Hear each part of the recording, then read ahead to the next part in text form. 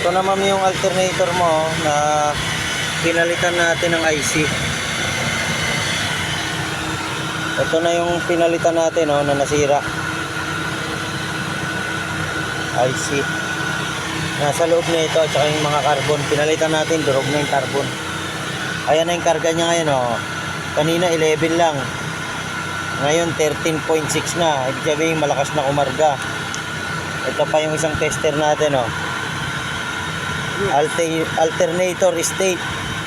Good na. Ayan napupul na rin kagad yung battery.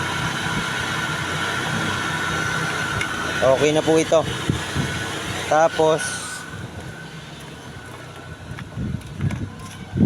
yung bintana sa likod nabubuksan na.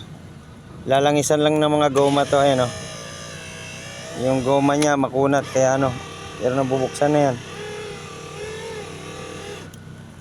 Sa kabila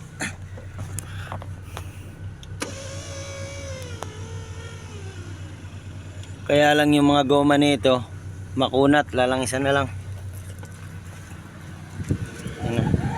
Okay na ito.